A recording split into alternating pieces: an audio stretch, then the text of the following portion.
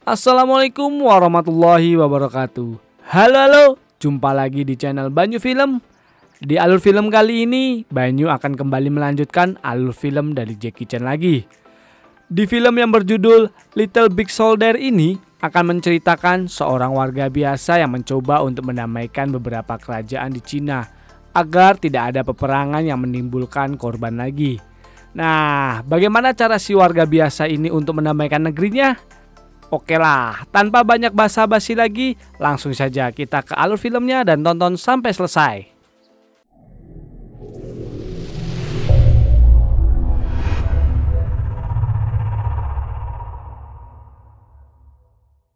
Diawali dengan seluk-beluk kerajaan Cina 200 tahun sebelum Masehi, terdapat 3 kerajaan yang saling mengalahkan untuk bisa menguasai semua daratan Cina.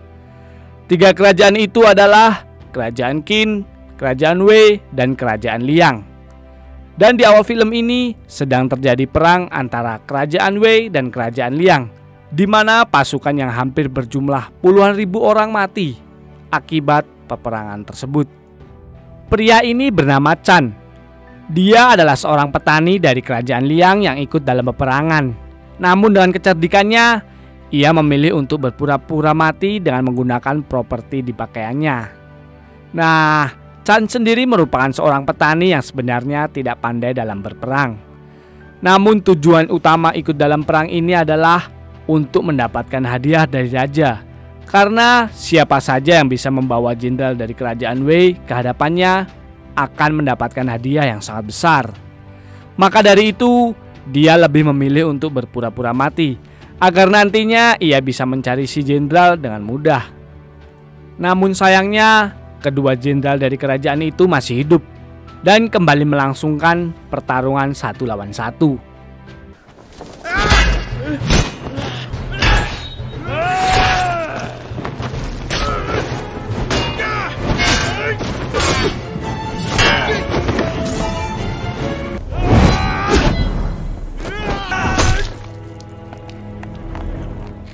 Dan yang memenangkan pertarungan itu adalah jenderal dari Kerajaan Wei yang sekarang terluka parah. Sontak hal itu langsung dimanfaatkan oleh Chan untuk membawa si jenderal keluar dari area peperangan dan segera membawanya ke hadapan Raja Liang.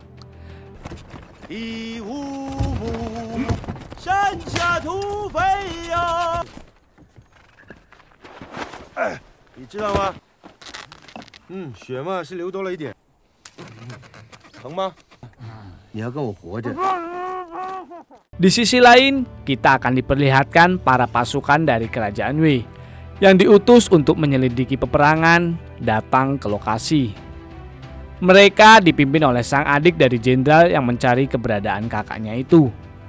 Karena tidak menemukan sang kakak, dia pun memerintahkan prajuritnya untuk menyusuri sekitar lokasi dan mencari tahu keberadaan kakaknya itu. Kembali ke Chan, di sini sang jenderal menawarkan sebuah batu giok agar mau melepaskannya.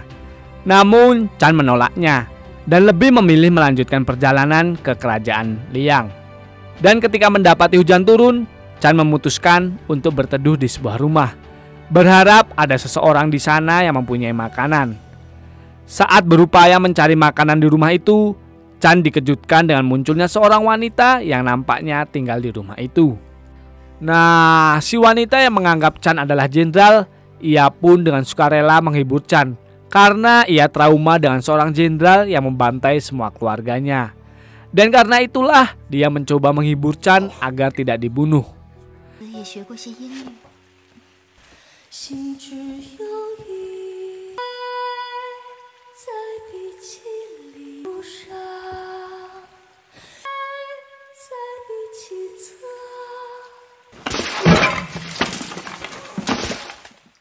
Singkat cerita, pagi pun tiba. Chan yang sudah bangun dari tidurnya, si wanita sudah ada di rumah itu. Dan Chan memutuskan untuk melanjutkan perjalanan menuju Kerajaan Liang. Baru saja berjalan beberapa kilometer, Chan mendapati seorang anak kecil yang sedang kelaparan. Karena merasa kasihan, Chan pun memberikan 1 roti yang ia punya kepada si anak. Dan setelah itu ia kembali melanjutkan perjalanan. Di tengah hutan, Chan dihadang oleh kelompok pemalak yang merampas semua isi gerobak. dan juga memukuli mereka berdua.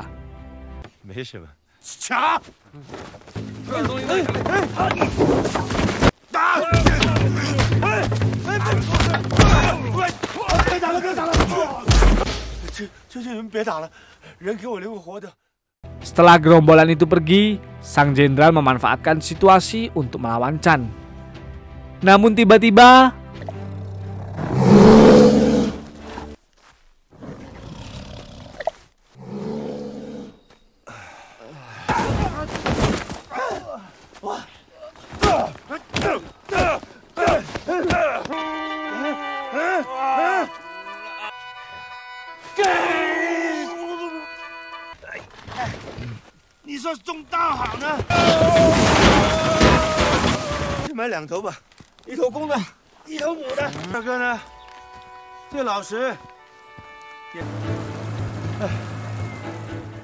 sementara itu, pasukan dari kerajaan Wei yang terus mencari keberadaan sang jenderal memutuskan untuk beristirahat dan membangun tenda di tengah hutan.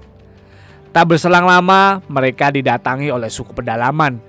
Dan dengan tegas, salah satu panglima pasukan mengatakan jika mereka tidak boleh berurusan dengan para suku pedalaman itu. Kembali ke mereka berdua, saat Chan sedang mencari bahan-bahan untuk dimakan, ia mendengar suara seorang yang akan melintas ke arah mereka. Dan dengan sigap, Chan pun membuat sebuah jebakan untuk menghentikannya. Tapi saat Chan akan memeriksa identitas seorang tersebut, sang jenderal mengambil kudanya lalu kabur dari Chan. Saat Chan berusaha mengejar si jenderal, datanglah pasukan kerajaan Wei yang membuat Chan harus bersembunyi di atas pohon. Namun sayangnya, dia tetap ketahuan dan langsung diinterogasi.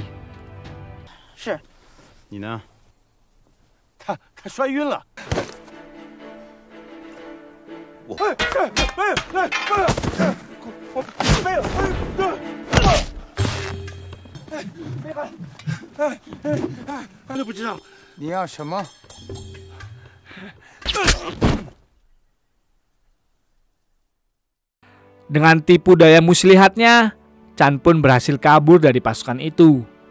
Namun karena ia dikejar menggunakan kuda, akhirnya terkejar juga. Untungnya saat Chan sudah terpojok, datang gerombolan suku pedalaman yang membuat Chan berhasil kabur dari mereka.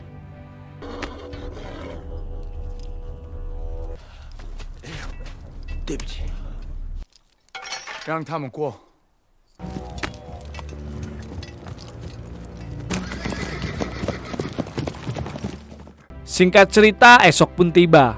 Sang jenderal yang sudah kabur entah kemana malah bertemu gerombolan suku pedalaman yang langsung menangkapnya. Begitu juga dengan Chan yang tak tahu jalan juga tertangkap dan dibawa ke pemukiman mereka.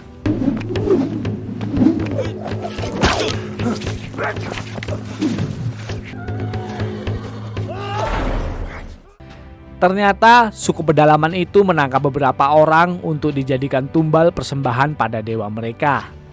Meski nyawanya dalam bahaya, Chan justru gembira karena ia bisa dipertemukan lagi dengan si jenderal. Tak berselang lama, mereka bersama sandera yang lain diikat lalu diarak menuju ke sebuah bukit untuk melangsungkan persembahan. Namun di tengah perjalanan, rombongan pasukan Wei menghadang mereka karena mereka melihat jika jenderalnya berada di antara sandera dari suku pedalaman itu. Alhasil, pertarungan pun tak bisa dihindarkan. Hal itu juga langsung dimanfaatkan oleh Wei dan si jenderal untuk bisa kabur dari sana.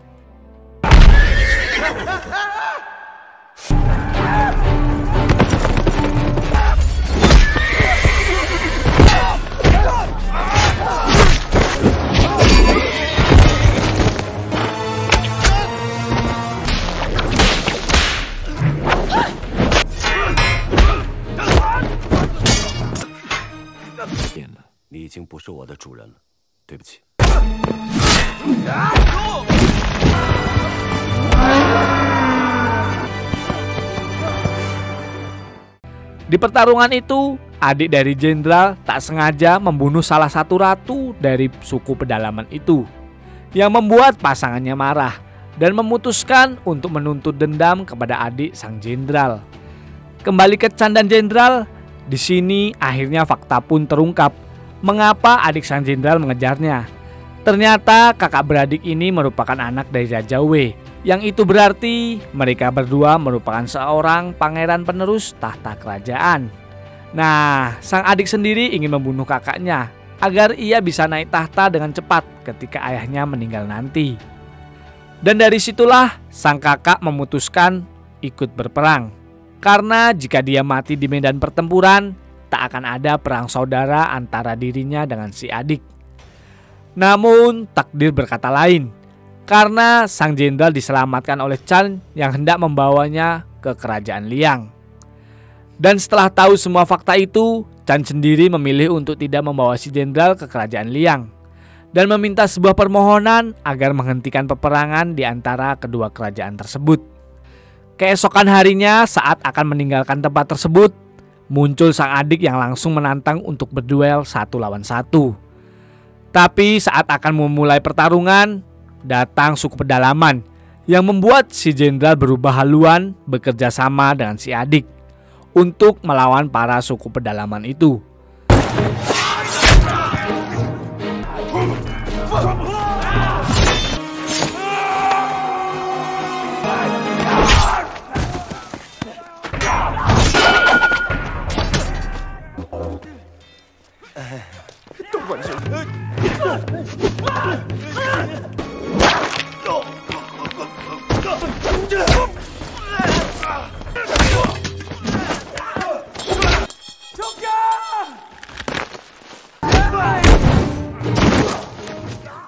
Saat mereka sudah terpojok dan tak mungkin mengalahkan para suku pedalaman itu, sang adik yang entah sudah sadar atau bagaimana memilih untuk mati agar dendam para suku pedalaman itu terbalaskan.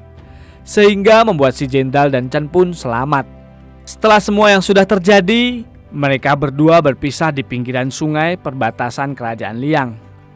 Dan ketika Chan berjalan menuju ke kerajaannya, ia melihat jika kerajaan Liang sudah hancur dikalahkan oleh kerajaan Qin.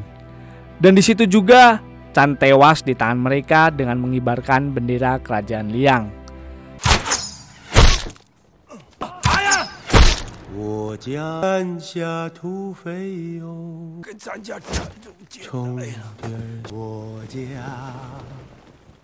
Setelah kejadian itu, kerajaan Qin pun juga berhasil membuat kerajaan Wei tunduk di bawahnya.